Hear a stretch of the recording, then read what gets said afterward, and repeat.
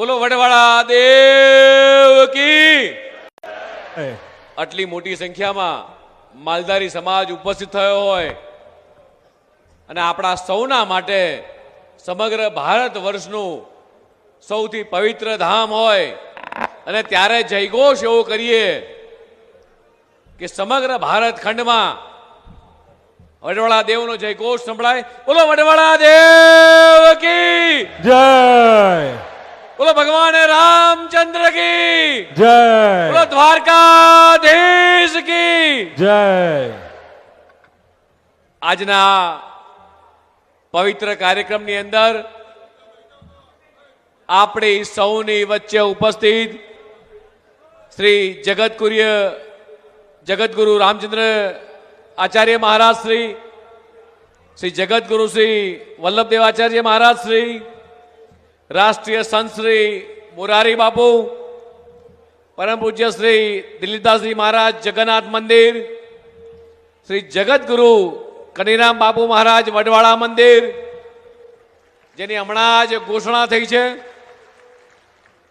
શ્રી રામ બાલદક્ષ બાપુ દુધઈ ગામ, શ્રી ભુવાજી રાજારામ બાપા કાસવા ધામ, શ્રી મહામંડલેશ્વર રામ બાપુ બાવળિયાળી, સનાતન ધર્મના આ સનાતન ધર્મનો જ્યારે મંચ છે, આટલા બધા ધાર્મિક કાર્યક્રમોમાં અમે ને જીતુભાઈ ને બધા જઈએ છીએ, પણ આખો સનાતન ધર્મનો ગુજરાત ભરના તમામ નામે તમામ સાધુ સંતો એક મંચ ઉપર ઉપસ્થિત થયા છે।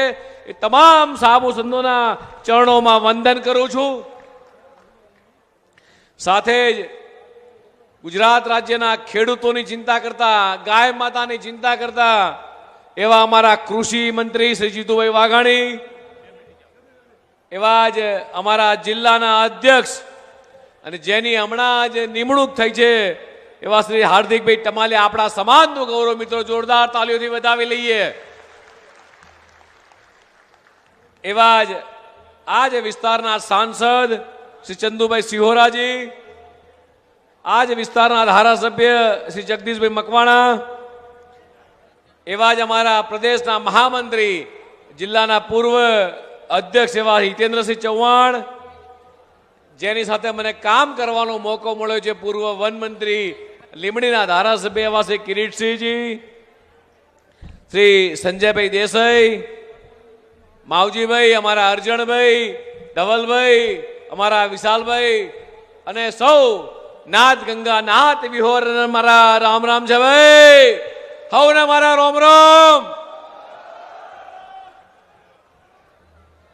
આજ વડવાળા દેવની આ પવિત્ર ભૂમિ પર તમામ હિન્દુ સનાતન ધર્મના ધર્મગુરુઓ અહીંયા પધાર્યા છે। આપણને સૌને એમના આશીર્વાદ મળવાના છે અને ત્યારે એવું કહીશ કે જેટલા ધર્મગુરુઓ અહીંયા ગાદીપતિ જેટલા બેઠા છે મિત્રો, આ પવિત્ર ભૂમિ, આ વડવાળાની 800 વર્ષ ભૂમિ આજે ફરીથી પવિત્ર થઈ ગઈ છે। જેટલા લોકો અહીંયા આવે છે, વર્ષોથી આદિ યુગથી આપણે સાંભળ્યું છે કે વડવાળા આવવા વાળો વ્યક્તિ ક્યારેય ભૂખ્યો જતો નથી અને છેલ્લા કેટલાય વર્ષોથી અહીં સદાવ્રત ચાલે છે। એટલે તમે વિચાર કરો કે અહીંયા કેટલા બધા પવિત્ર આત્માઓ આવ્યા છે, આ ધરતી કેટલી પવિત્ર હશે કે અહીંયા આવવા વાળો વ્યક્તિ ક્યારેય તરસ્યો ના જાય, ભૂખ્યો ના જાય, અન્નનો ઓડકાર કરીને જાય। એટલે કેટલા લોકોની આશી બોલી હશે, ત્યારે આજે આ જગ્યામાં એક આપણને જગતગુરુ મળ્યા છે મિત્રો।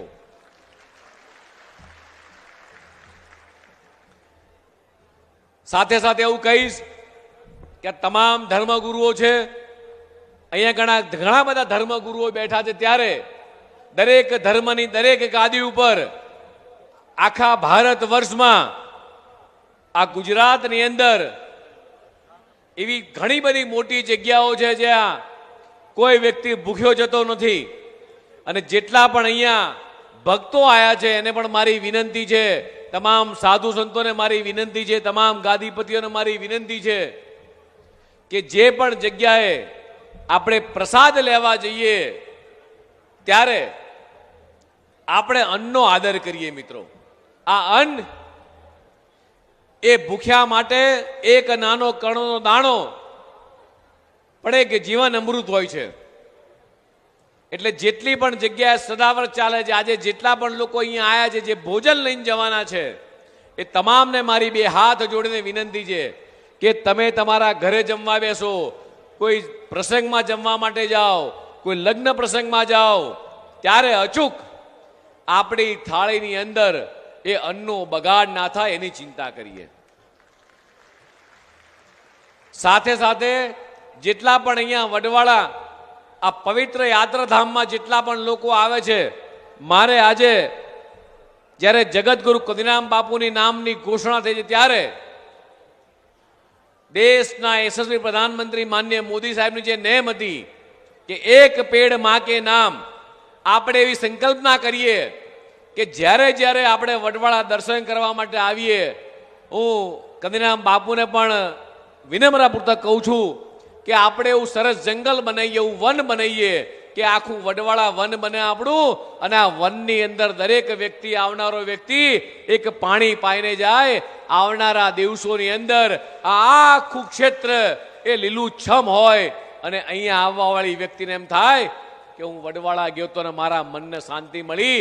માત્ર એક વડ નહીં પણ આખી વડવાઈઓ ઉગે એવું સરસ વનની કલ્પના કરીએ અને આપણે આ વડવાળા સ્થાનને આ વન ભેટ આપીએ એવી મારી સૌ અહીંયા યાત્રાધામીઓને મારી વિનંતી છે. મિત્રો, સાથે સાથે આખા ભારત વર્ષમાં આટલી મોટી સંખ્યામાં માલધારી સમાજ છે, ત્યારે હું આવતો હતો ત્યારે આજે આરસીસી નો રોડ બન્યો છે. ગઈ વખતે એક ખાલી નાની ચિઠ્ઠી આવી કદીરામ બાપુના મંદિરથી કે અહીંયા હજારો ભક્તો આવે છે અને ભક્તો મંદિર સુધી અને ગૌશાળા સુધી આવે અને એના માટે રસ્તામાં તકલીફ પડે છે. અમારા કિરીટસિંહજી અને જગદીશભાઈ ને હિતેન્દ્રસિંહ એક લાગણી લઈને આવ્યા, એક ખાલી ચિઠ્ઠી લઈને કે જો અહીંયા આરસીસી નો પાકો રોડ બની જાય તો ગૌશાળા સુધી આવવામાં તકલીફ ના પડે. એ વખતે આરએનબી વિભાગ મારી પાસે હતો, મુખ્યમંત્રીને ભલામણ કરી અને આખો આરસીસી રોડ માન્ય મુખ્યમંત્રી ભૂપેન્દ્રભાઈ પટેલે મંજૂર કર્યો. મિત્રો, આપણે એમનો પણ આજે આભાર માનીએ. અને છેલ્લી વાત કહીને મારી વાત પરિપૂર્ણ કરીશ કે આટલો મોટો સમાજ જ્યારે ભેગો થયો ત્યારે આપણે લોકો પણ લઈએ.